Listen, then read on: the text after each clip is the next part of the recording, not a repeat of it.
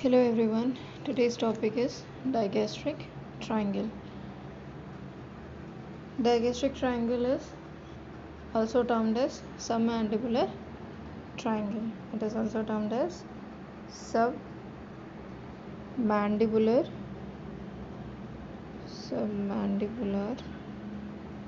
triangle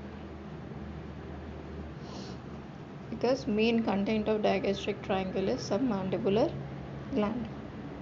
First of all, boundaries. Above, upper boundary is formed by lower border of mandible and a line extending up from angle of the mandible to mastoid process. Upper boundary. Below and behind. Below and posteriorly we have posterior belly of digastric,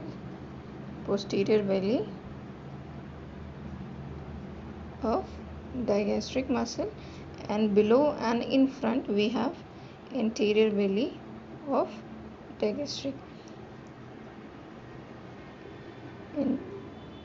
Above we have lower border of mandible and a line extending from angle of mandible to up to mastoid process, somewhat here up to mastoid process. This is the upper boundary. Below and behind we have posterior belly of digastric muscle. This is the posterior belly of digastric muscle, and below and in front we have anterior belly of digastric muscle. This triangle is termed as digastric triangle or submandibular triangle. This is the upper border from here to here, below and behind, below and in front. This is digastric triangle. Now, floor of digastric triangle is basically formed by three muscles: mylohyoid muscle, hyoglossus muscle, and middle constrictor muscle. Three muscles: mylohyoid muscle, hyoglossus muscle, and middle constrictor of pharynx. Digastric triangle is further subdivided into anterior part and posterior part by stylomandibular ligament. Stylomandibular ligament, it extends from styloid process of temporal bone to stylomandibular, from styloid process of temporal bone to mandible. And mandible में कहाँ पे? Angle of mandible. This divides digastric triangle into two parts: anterior part and posterior part. Posterior part of the digastric triangle is again continuous with the parotid region.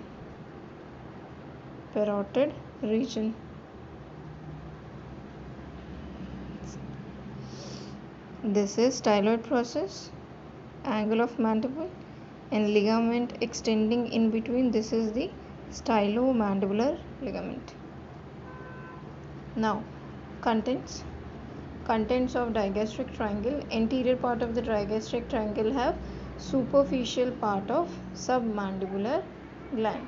Main content of digastric triangle is submandibular gland, but in anterior part we have superficial part of submandibular gland. Deep part अंदर की तरफ होता है, जे shape gland होती है.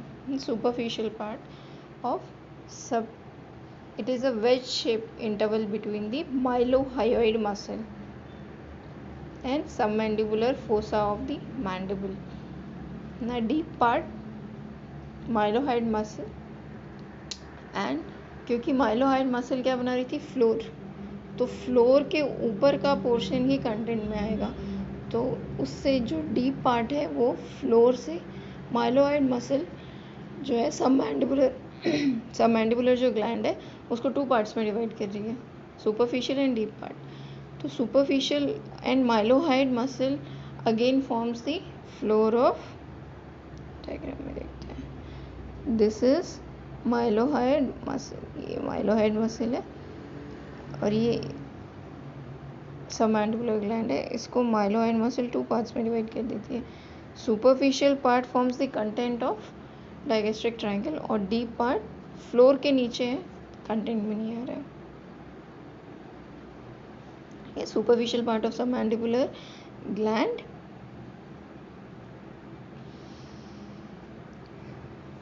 Now second content is facial vein and submandibular lymph nodes. Facial vein and submandibular lymph nodes. देखो ये J shape की ग्लैंड है, this is submandibular gland and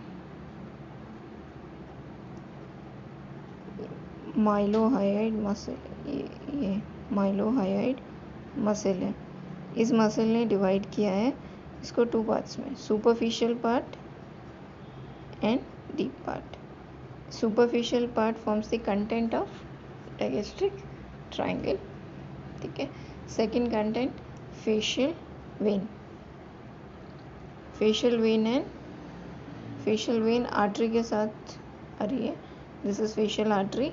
facial artery also forms the content of submandibular triangle.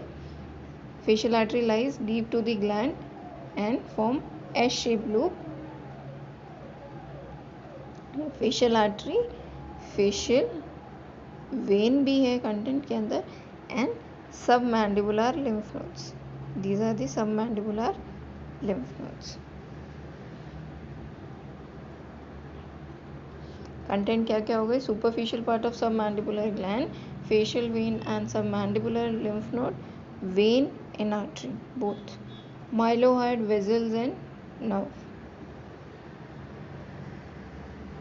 Mylohyoid nerve, it is mylohyoid inferior alveolar nerve की branch है, ठीक है, mylohyoid nerve and mylohyoid vessels जो है और जो mylohyoid nerve है it pierces the sphenomandibular ligament, sphenoid bone से मैंडिबल के ऊपर एक लिगामेंट आ रहा है, इसको पेयर्स करती है। एंड माइलोहाइड वेसल्स, क्या क्या कंटेंट हो गए, superficial part of submandibular gland, facial vein and submandibular lymph node, facial artery, mylohyoid vessels and nerve. Nerve किसकी ब्रांच है, इंफीरियर एल्वेओलर नर्व, अगेन V3 की ब्रांच है मैंडिबुलर की। Part of hypoglossal nerve, this is cranial nerve 12th, और inferior एल्वेओलर nerve किसकी branch है, V3 में mandibular nerve, cranial nerve 5। ये diagram,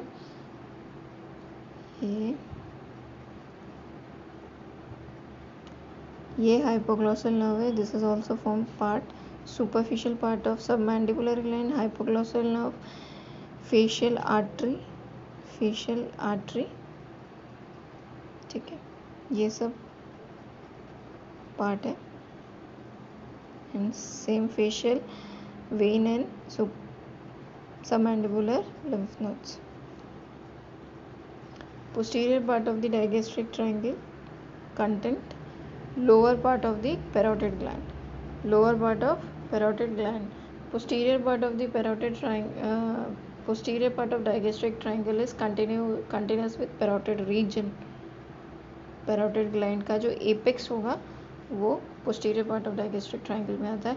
external carotid artery, in carotid triangle external carotid artery, ये 5 branches and remaining 3 branches of external carotid artery lies in digastric triangle, not 3 branches, 1 branch. Terminal जो branches होती है दोनों, वो parotid gland के अंदर जाके टर्मिनल ब्रांचेस देती हैं, ठीक है। External carotid artery, carotid sheath containing internal carotid artery internal jugular vein and 10th cranial nerve। क्यों? ये सेम ऊपर यहाँ base of the skull, jugular foramina, internal carotid,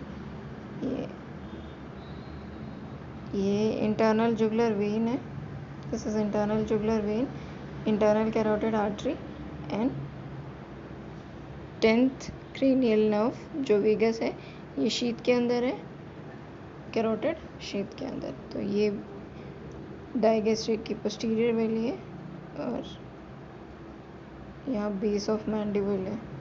तो ये फॉर्म करेंगे कंटेंट ऑफ पोस्टीरियर पार्ट। ठीक है, posterior part of digastric triangle have 3 contents: lower part of the parotid gland, external carotid artery, not terminal branches, only external carotid artery, carotid sheath containing internal carotid artery, internal jugular vein and cranial nerve 10. Thank you.